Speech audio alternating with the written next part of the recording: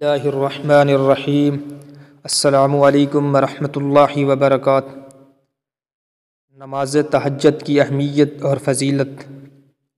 میرے بھائیوں، تنہائی میں پڑھی جانے والی یہ نماز اللہ تعالیٰ سے مناجات اور ملاقات کا دروازہ ہے۔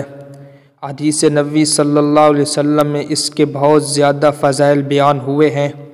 نماز تہجد کی کم سے کم 2 اور زیادہ سے زیادہ 12 رکعتیں ہیں۔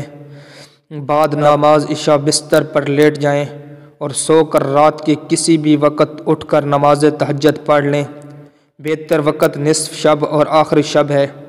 تہجد کے لیے اٹھنے کا یقین ہو تو آپ عشاء کے وتر چھوڑ سکتے ہیں۔ اس صورت میں وتر کو نماز تہجد کے ساتھ آخر میں پڑھیں۔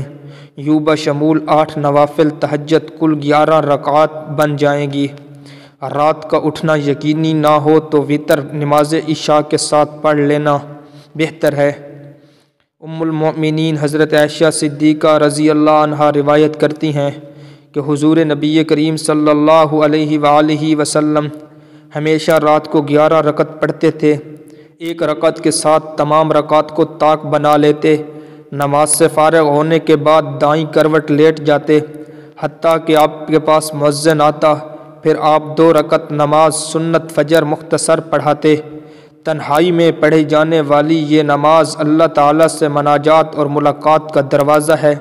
حدیث نبوی صلی اللہ علیہ وسلم میں اس کی بہت زیادہ فضیلت بیان ہوئی ہے۔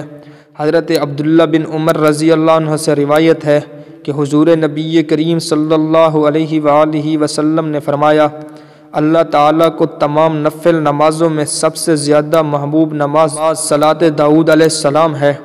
وہ آدھی رات سوتے، پھر اٹھ کر تنہائی رات عبادت کرتے اور پھر چھٹے حصے میں سو جاتے۔ اللہ تعالیٰ ہم سب کو نماز تہجد کے پڑھنے کی توفیق عطا فرمائے۔